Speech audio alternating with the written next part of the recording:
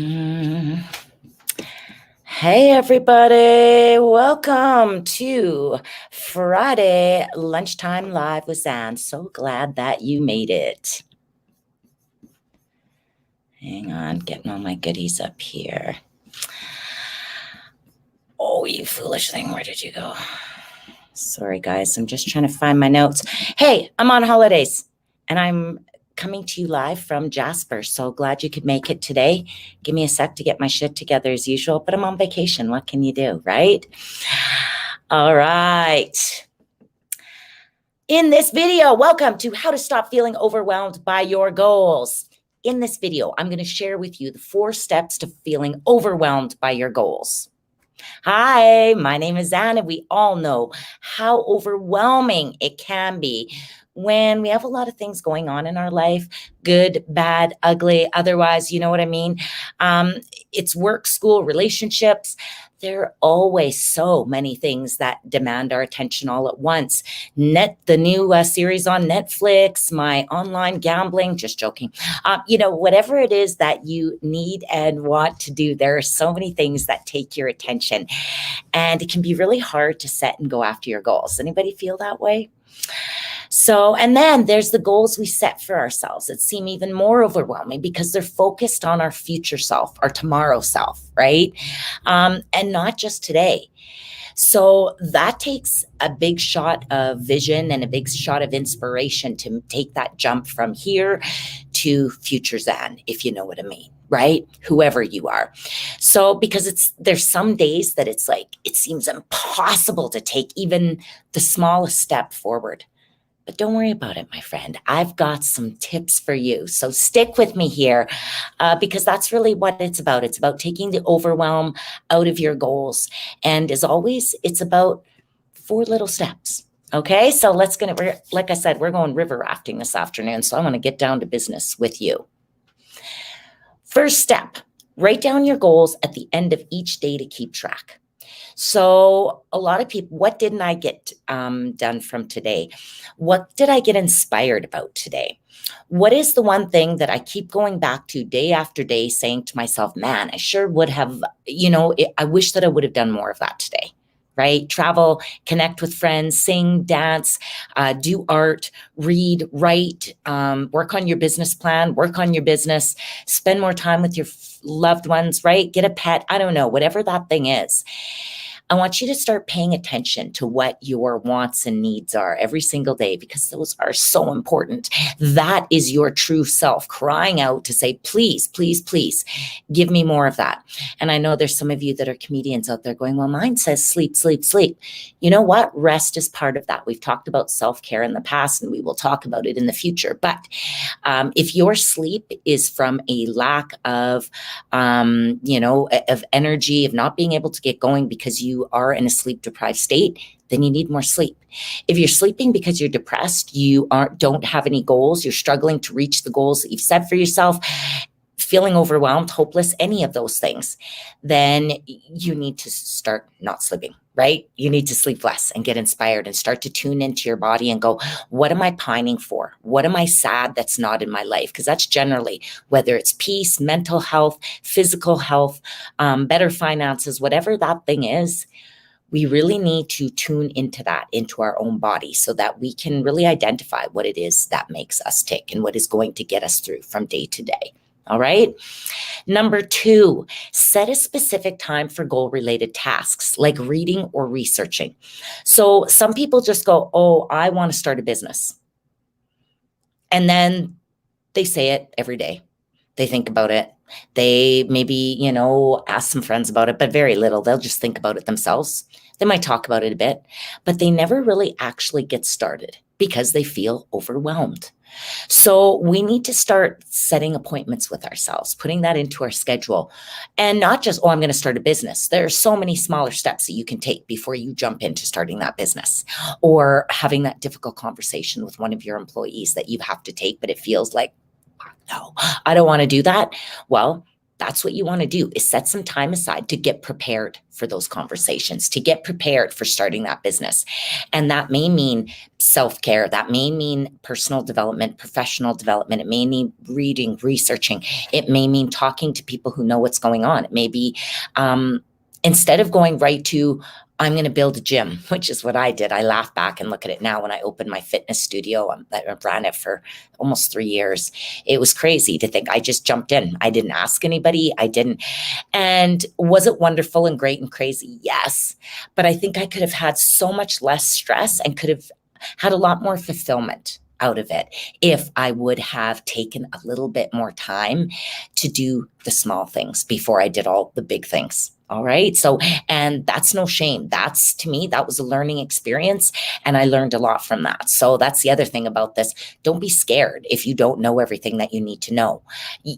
That's what learning is about. That's what the journey, the adventure of life is. All right. That's what it means going after your goals.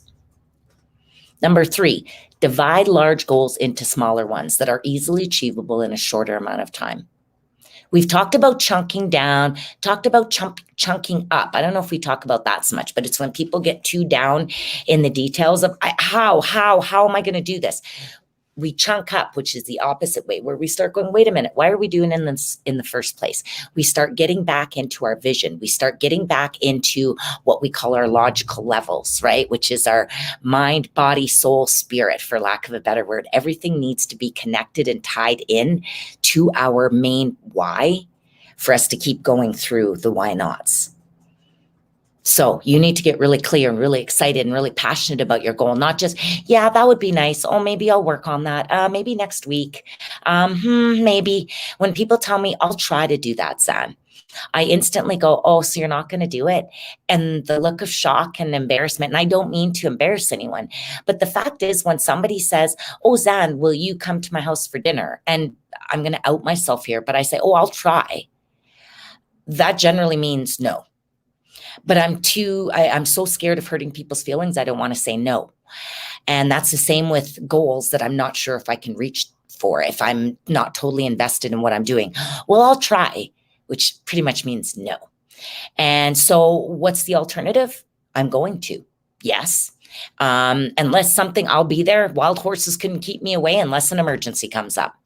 That's what I'll tell you, is I'm pretty much telling you yes, with a caveat that not everything can be perfect. All right. So I need you to get past, I will try. I want you to say, I'm going to do, because trying means, in your mind, means, well, I'll think about doing it. For me, trying is doing. If you're going to do it, even if you don't have the success that you'd like to, that's doing. Trying is not actually even starting. Trying is not getting to the finish stage of it. Some people say, Zan, but you need to start somewhere. Yeah, I agree. But to me, it starts in your mind. So get rid of the word try and start saying, I'm going to do it. Unless you say, I'm going to try it in a really excited way, and you mean, yes, I'm going to do it, even if it isn't what I want to do with the rest of my life, then you're allowed to say try. But if you're using try as a wishy-washy answer, I want you to get rid of it. All right. We need to divide those goals into smaller ones, and we need to start doing. And that means asking questions, researching, break it down, do a brainstorm. You say, I want to buy a new vehicle. Well, what are all the things that you need to do? You don't just walk up to the dealership and go, I want to buy a vehicle.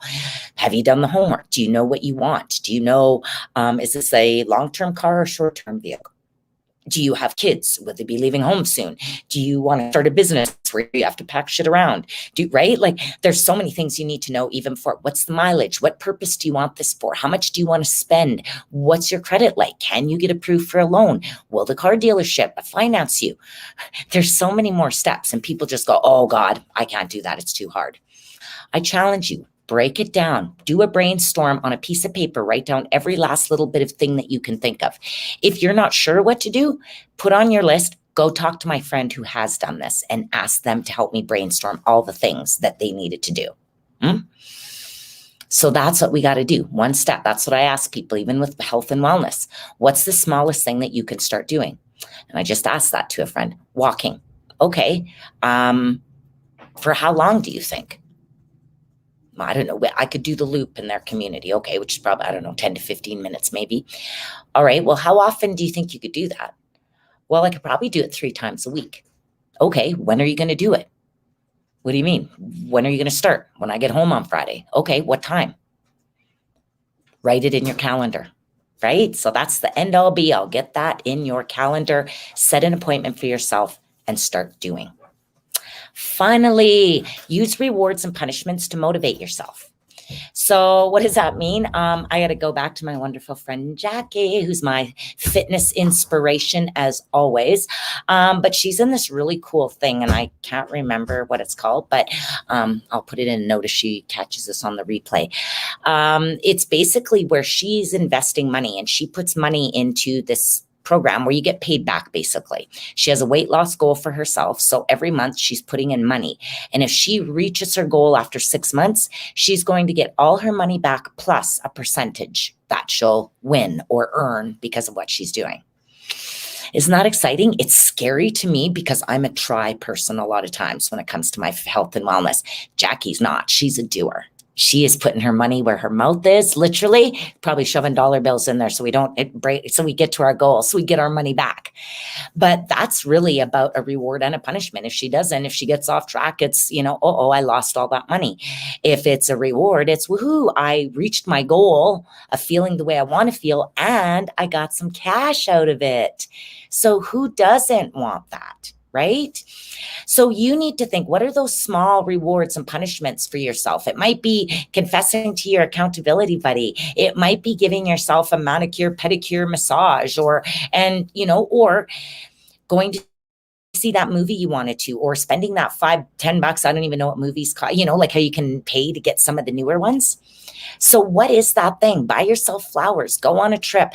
These are a lot of finance things. Maybe it's that cheap meal. Maybe it's having that yummy thing that you've been wanting to eat, but your blood pressure's been too high. Maybe it's about you've been saving money and buckling down. Well, maybe you know what? We're going to have a family dinner out, but we're going to budget for it and we're going to expend for it. Okay. But make sure you have something that is keeping you incentivized to move towards your goal. All righty. So what are those ways to take away the overwhelm from reaching your goals? Number 1, write down your goals at the end of each day to keep track. Number 2, set a specific time for goal-related tasks like reading or researching. Do the work that you need to do to reach your goals. Number 3, divide large goals into smaller ones that are easily achievable in a shorter amount of time. And finally, use rewards and punishments to motivate yourself. All right, my friends, I'm going to keep this short today. Let me know if you are watching this live or on the replay. Let me know what's overwhelming you with your goals.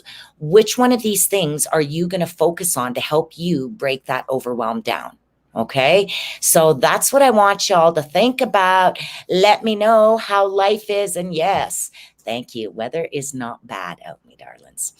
All right, then, everybody, have a fantastic day. Let me know how you're doing. So what's my call to action? Let's take some time. If you want to know how to start moving towards your goals, want to start moving your team towards their goals, get your team back on track, get your leadership back style, get your mojo back, reach out and let's set up a free consultation, Sandra@sandraross.ca, or at the very least, let me know that you watched this and what you got out of it.